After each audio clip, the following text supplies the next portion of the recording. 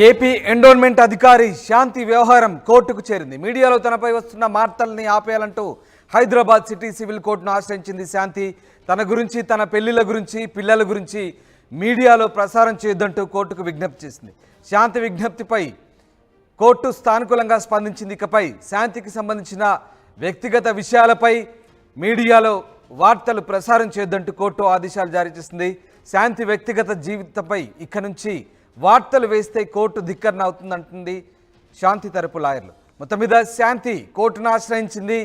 తనపై వరుస కథనాలు ముఖ్యంగా సోషల్ మీడియాలో అలాగే వివిధ ఛానల్లో తనపై తన వ్యక్తిగత జీవితంపై, తన పెళ్లిళ్లపై, పిల్లల గురించి మీడియాలో ప్రసారం చేయొద్దంటూ ఆమె ఏకంగా హైదరాబాద్ సిటీ సివిల్ కోర్టును ఆశ్రయించింది. దీంతో కోర్టు ఆమె విజ్ఞప్తిపై సానుకూలంగా స్పందించింది.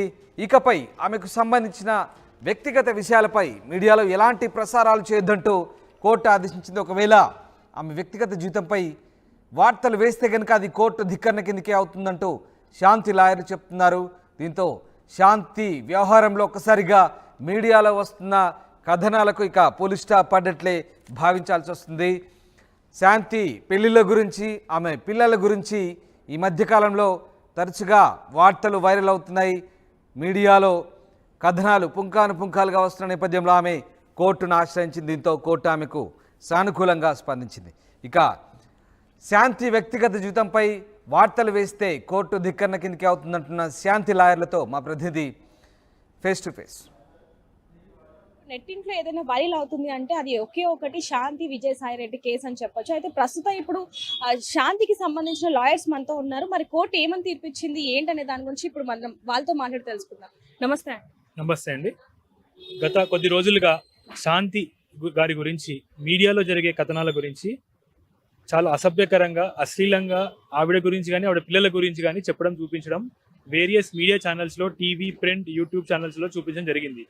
అది ఆవిడ ఒక హక్కులకు భంగం కలిగిస్తూ ఆవిడ ఒక privacy as enshrined under article 21 of the కాన్స్టిట్యూషన్ని తీవ్రంగా వైలేట్ చేస్తుందని గౌరవ city civil court Hyderabad 9th court దాన్ని ఖండిస్తూ రీస్ట్రైనింగ్ ఆర్డర్స్ ఇచ్చింది. ఇది ఆ ఆర్డర్ అండి.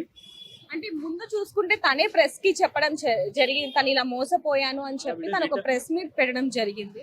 ఆవిడ రిటాలియేటింగ్ గా ఆవిడ గురించి చెప్తుంటే ఆవిడ బాధతో దాన్ని చెప్పింది తప్ప ఆవిడ స్టార్ట్ చేయలేదు.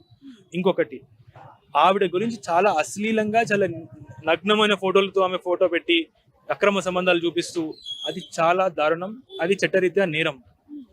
దాన్నే ఈరోజు ఆనరబుల్ చీఫ్ కోర్ట్, మన 9th chief court city civil కోర్టులో దాన్ని ఖండిస్తూ రీస్ట్రైనింగ్ ఆర్డర్ ఇచ్చారు. ఇది ఆ ఆర్డర్. ఇప్పటి నుంచి శాంతి గారి గురించి కానీ, ఆవిడ వ్యక్తిగత పర్సనల్ విషయాల గురించి కానీ, ఆవిడ ఆవిడ పిల్లల గురించి కానీ, ఆవిడ పేరు కానీ, ఆవిడ ఐడెంటిటీ కానీ, ఆవిడ ఫోటో కానీ ఎటువంటి మీడియాలో వచ్చినా అది చట్టరీత్యా నేరం. అది డైరెక్ట్ కంటెంప్ట్ ఆఫ్ కోర్టు కింద ఈ ఆర్డర్ని వైలేట్ చేస్తున్నట్టు వస్తుంది. ఇది చాలా దారుణమైన విషయం. నేను గౌరవనీయులైన ముఖ్యమంత్రి నారా చంద్రబాబు నాయుడు ఆంధ్రప్రదేశ్ కానీ, ఉప ముఖ్యమంత్రి పవన్ కళ్యాణ్ గారిని రీసెంట్గా వాళ్ళ అసెంబ్లీలో అనడం ఏం జరిగిందంటే, ఒక మహిళా హక్కుల కోసం మేము పోరాడతాం, నిలబడతాము అన్నారు. ఈరోజు ఒక మహిళా హక్కులు ఓపెన్గా వైలేట్ అవుతున్నాయి. దానికి మీరు ఖచ్చితంగా తీవ్రమైన చర్యలు తీసుకోవాలి.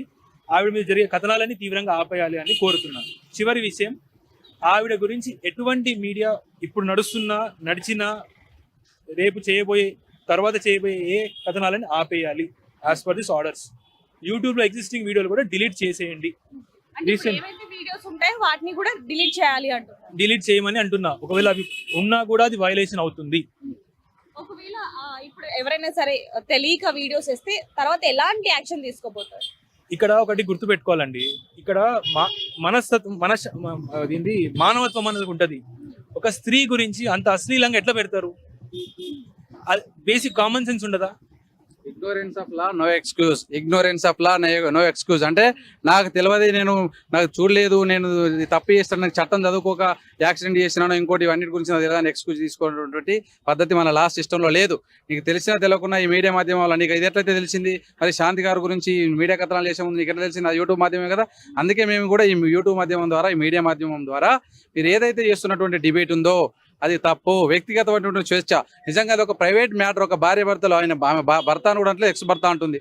భార్య భర్తల మధ్య ఉన్నటువంటి సంబంధాలు ఏవైతే ఉంటాయో, సమస్యలు ఉంటాయో, కోర్టులో కూడా, ఫ్యామిలీ కోర్టులో కూడా ఎక్స్ అని పెడతాం. వాళ్ళ ఐడెంటిటీ తీయద్దని హైకోర్టు, సుప్రీంకోర్టు గైడ్ లైన్స్ ఉన్నాయి. ఆధార్ కేసు లోపల పుట్టస్వామి ఆధార్ కేసు అనేది ఫేమస్. దానిలో కూడా ప్రైవసీ అనేది చాలా ఇంపార్టెంట్. మహిళలు కాదు, ఎవరి ప్రైవసీ అయినా వాట్ ఎక్స్టెంట్ మీడియా కానీ మిగతా వ్యక్తులు జోక్యం చేసుకోవాలనేటువంటి దానిలో క్లియర్ గైడ్ లైన్స్ ఉంది. ఎన్నోసార్లు కోర్టు చెప్పింది వాళ్ళ యొక్క ప్రాథమిక హక్కులు, మానవ హక్కులు, ప్రైవసీ ఇవన్నిటి కూడా దెబ్బతీసే విధంగా చాలా అశ్లీలంగా కొన్ని మీడియా ఛానల్లో, యూట్యూబ్ ఛానల్లో ఆమె సూసైడ్ నోట్ రాసింది, టేబుల్ మీద ఉంది, నేను చూసిన అనే విధంగా రాస్తా ఉన్నారు. ఇంకో ఇంతమందితో రిలేషన్షిప్ పెట్టుకున్నది, ఇల్లీగల్ జాబ్ తీసుకుంది, ఇట్లా పెట్టుకునేటువంటి రాస్తా ఉన్నారు. అసలు మీరు ఎవరు, మీకు ఏ విధంగా తెలుసు ఒక మహిళ పైన ఇంత నీచమైనటువంటి దాన్ని ప్రొవోక్ చేసి చనిపోయే విధంగా చేయడం అనేది? మరి ఇదే మీడియా ఛానల్ ఒక 2 years ప్రకారం 2 years బ్యాక్ ఒక సీనియర్ నాయకుని పైన, ఇప్పుడున్న అధికారంలో ఉన్న నాయకుని కుటుంబానికి సంబంధించినటువంటి మహిళ పైన ఆరోపణలు చేస్తే ఆ రోజు ఏమన్నారు? వీరు తెలుగు సమాజం మహిళలను చాలా గౌరవిస్తుంది, తెలుగు సమాజం చాలా విలువలు, మన గొప్పమైనటువంటి విలువలు, పురాణాల్లో రాజులు కూడా మహిళలను, పిల్లలను యుద్ధాల్లో ఉపయోగించేవాళ్ళు కాదు, వాళ్ళకి వ్యతిరేకంగా చేసేవాళ్ళు కాదని చెప్పారు. మరి ఆ రోజు గొప్ప ఒక పెద్ద కులానికి చెందినటువంటి ఒక గొప్ప మహిళ అయితే ఒక రకమైనటువంటి ముసలికన్నీరు గార్చి ఈ రోజు ఒక ఎస్టీ కులం నుంచి వచ్చినటువంటి ఒక మహిళ ఉద్యోగం చేయడం గొప్ప. అట్లాంటి పైన ఆరోపణలు అసలు నీ దగ్గర ఏముండే ఎవిడెన్స్ నువ్వు చూసినావా, చేసినావా? ఎందుకు నువ్వు అంత విధంగా దానిపైన ఈ దేశంలో, రాష్ట్రంలో ఏం సమస్యలు లేవని ఒకసారి రిపోర్టింగ్ చేయడం వేరు. ప్రతిరోజు 10 రోజులుగా పుంకాలుగా డిబేట్లు పెట్టి కార్యక్రమాలు చేసేటువంటి నీ డబుల్ స్టాండర్డ్ ఎందుకు? ఆ రోజు చేసినటువంటి ఆ ఏడుపు ముసలికన్నీరు మరి ఈ రోజు ఎందుకు లేదు ఈ మహిళ పైన అని అడుగుతున్నాం. ఇంకోటి, ఈ నువ్వు రోజు జర్నలిస్ట్గా మీరు చేస్తూ ఉన్నారు, రేపు ఇంకో వాళ్ళ పైన మీకు ఉన్నటువంటి వాళ్ళతో వీడియోలు తీసి ఈయనతో లింక్ ఉందానో ఇంకోటి తీసేటువంటి పరిస్థితి కూడా వస్తుంది. కాబట్టి దీన్ని గమనించి ఇట్లాంటి ఫాల్స్ ప్రొపగండా చేసేటువంటి దానిలో సెల్ఫ్ రిస్ట్రెయిన్ కావాలని కోరుతా ఉన్నాం. దీనిలో వేసినటువంటిది ఏదైతే restraining from broadcasting, deleting videos from YouTube అని వేసినాం. యూట్యూబ్ దానికి అర్జెంట్ నోటీస్ ఇచ్చారు, దీనికి ఈ రిస్ట్రైన్కు ఆర్డర్ ఇచ్చారు. కాబట్టి ఇప్పటికైనా మీడియా, ఈ దేశంలో ఎన్నో సమస్యలు ఉన్నాయి, రాష్ట్రంలో ఉన్న సమస్యలు ఉన్నాయి. కాబట్టి వ్యక్తిగతమైనటువంటి జీవనం, మదన్ మోహన్ గిట్లా ఇప్పుడు నువ్వు అడల్టరీ అనేది క్రైమ్ కదని సుప్రీంకోర్టు చెప్పింది, మీకు దాన్ని తీసేసింది. మరి ఇట్లాంటి దానిలో ఆమె ఇంకేమైనా చేసిందని నీకు ప్రాబ్లం ఉంటే నువ్వు కోర్టుకి వెళ్ళు, నువ్వు ఢిల్లీ వేదులకు వెళ్ళు, రోడ్ల వేదులకు వెళ్ళు. డిఎన్ఏ టెస్ట్ చేయాలని డిబేట్ చేయడము, డిఎన్ఏ టెస్ట్ చేయాలంటే కోర్టుకి వెళ్ళాలి. డిఎన్ఏ టెస్ట్ నువ్వు ఈయన పిల్ల కాదంటే కోర్టుకి వెళ్ళాలి. లేకపోతే ఈమె వైఫా కాదా, నాకు నచ్చకపోతే, ఈమె వేసే చర్యల వల్ల నచ్చకపోతే హస్బెండ్ కోర్టుకి వెళ్ళి విడాకులు తీసుకోమనండి. ఇది పొలిటికల్, ఈ తుపాకీ ఇంకోని కాల్చడానికి ఈమె భుజాలపైన తుపాకీ చేసి ఒక మహిళను ఆట వస్తువుగా చేసి రాజకీయ వస్తువు, ఒక రాజకీయ క్రీడకు వాడుకునే విధం ఏదైతే ఉందో తెలుగు సమాజం, తెలుగు సంస్కృతికి వ్యతిరేకంగా ఉందని దీన్ని ఇప్పటికైనా ఆపాలని ఈ విధంగా మీ వీడియో ద్వారా కోరుతున్నాను. అంటే ఇప్పుడు శాంతి మీద ఎలాంటి ప్రచారాలు జరుగుతున్నాయో అవన్నీ కూడా తప్పుడు వార్తలు అని చెప్పి మీరు ఆవిడ ఇవి చేయడం జరిగింది. తప్పుడా తప్ప అని కాదమ్మా, ఆవిడ గురించి మాట్లాడడమే తప్పు. ఆవిడ వ్యక్తిగత స్వేచ్ఛని తీవ్రంగా భంగం కలిగిస్తున్నట్టు. తప్ప ఒప్ప అని చెప్పడానికి మీరెవరు, నేనెవరు? కోర్టు చెప్తుంది. ఆవిడ గురించి అట్లా రాస్తారు, ఆవిడ పేరు ఎట్లా పెడతారు, ఐడెంటిటీ ఎట్లా పెడతారు? ఆవిడ పిల్లలు ఉన్నారు, 3 పిల్లలు ఉన్నారు, ఆవిడకి 8 ఏళ్ళ అమ్మాయిలు ఉన్నారు, ఒక 1 year అబ్బాయి ఉన్నాడు. రేపు వాళ్ళ జీవితం ఏం కావాలా? ఈ అమ్మాయి తలెత్తుకొని ఎట్లా జీవించాలా? మన ఇంట్లో కూడా ఆడవాళ్ళు ఉంటారండి, వాళ్ళ గురించి ఎట్లా అడ్డగోళ్ళకి ఎవరైనా రాస్తారా? అది ఎట్లా రాస్తారు? It is completely wrong. Violation of Article 21 and violation of various Supreme Court judgments, violation of this order also. అంటే prevention of innocence may be pleaded. అంటే నువ్వు ఒక దోషి అయినా, నీకు కసబునైనా నిజంగా తుపాకీతో కాల్చిందని ట్రయల్ అయ్యేదాకైనా శిక్ష ఆయన దోషిగా మనం చెప్పలేదు. ఆయనకు అవన్నీ అసలు ఓన్లీ ఆరోపణల పైన ఆమె మీడియా సమావేశం పెట్టిందని చెప్పారు. మీరు ఆమె పైన ఆరోపణలు ఇచ్చి ఓన్లీ కేవలం పైన మీడియా డిబేట్స్ పుంకాలు చేస్తే అంత తప్పు జరిగింది ఇది అని చెప్పింది. అప్పటికైనా మీడియా స్టాప్ చేయాలి కదా. ఆమె చెప్పిన 2 వర్షన్స్ చిన్నాక తర్వాత ప్రతిరోజు ఒక రిపోర్టింగ్ చేయడం వేరు, నువ్వు ట్రయల్ కండక్ట్ చేయడం. రిపోర్టింగ్ చేయడం నీ వరకు నీకు స్వేచ్ఛ ఉంది. ఆ రిపోర్టింగ్ వాట్ ఎక్స్టెంట్ అనేది కూడా ఇక లిమిటేషన్ ఉండాలి, సెల్ఫ్ రిస్ట్రెయిన్ అనేది ఉండాలని సుప్రీంకోర్టు కూడా చాలా సందర్భాల్లో చెప్పింది, మీడియా గైడ్లైన్స్ ఇచ్చింది. కాబట్టి దాన్ని ఇప్పటికైనా మీరు పాటించాలి. మీకు తెలిసి చేస్తున్నారో తెలియక పొలిటికల్ మోటోతో చేసే కొన్ని ఛానల్ ఏవైతే ఉన్నాయో ఇప్పటికైనా రెస్ట్రెయిన్ ఉండాలి. మీరు ఇంతకుముందు చరిత్రలో గతంలో మాట్లాడిన మీ డిబేట్స్ను కూడా చూసుకొని 2 సంవత్సరాల కింద మీరు ఏవైతే మాట్లాడారో అవి ఫాలో కావాలని కూడా ఈ సందర్భంగా చెప్తాం. అంటే ఇప్పుడు శాంతి గురించి ఎలాంటి వార్తలు కూడా మీడియాలో వేయకూడదు. అయితే ఇప్పుడు శాంతికి ఎలాంటి న్యాయం జరిగే అవకాశం ఉంది అంటారు? ఏ విధంగా జరగబోతుంది అంటారు? ఇప్పుడు శాంతి గారికి పలు రకాలుగా ఆమె లీగల్గా ప్రొసీడ్ అయ్యేటువంటి అవకాశం ఉంది. ఒకటి, ఇప్పుడు రెగ్యులర్గా నడుస్తున్నటువంటి డిబేట్ ఆపే దాని పనిలో రిస్ట్రెయిన్ మీడియాను బ్రాడ్కాస్టింగ్ నుంచి రిస్ట్రెయిన్ చేయాలని వేయడం జరిగింది. అదేవిధంగా ఎగ్జిస్టింగ్ వీడియోలో ఏవైతే అంత అశ్లీలంగా చాలా ఘోరంగా ఉన్నాయో, ఆమె గురించి ప్రైవేటు సంబంధించిన విషయాలు ఉన్నాయో అవి డిలీట్ చేయాలని కూడా వేయడం జరిగింది. ఆమెకు ఇంకా భవిష్యత్తులో ఈ మీడియా ఛానల్ లేకపోతే ఎవరైతే ప్రైవేట్ వ్యక్తులు ఆమె with in the scope of freedom of press లో ఎక్స్ప్రెస్ చేసిన వాళ్ళకి ప్రాబ్లం లేదు. కానీ అంతకు మించి దాటి వీళ్ళు ఏవైతే జస్టిఫికేషన్ చేసి వీళ్ళ జడ్జిమెంట్ ఇచ్చారో వాళ్ళపైన ఆమె క్రిమినల్ సివిల్ డిఫమేషన్ తీసుకునే అవకాశం కూడా ఉంటుంది.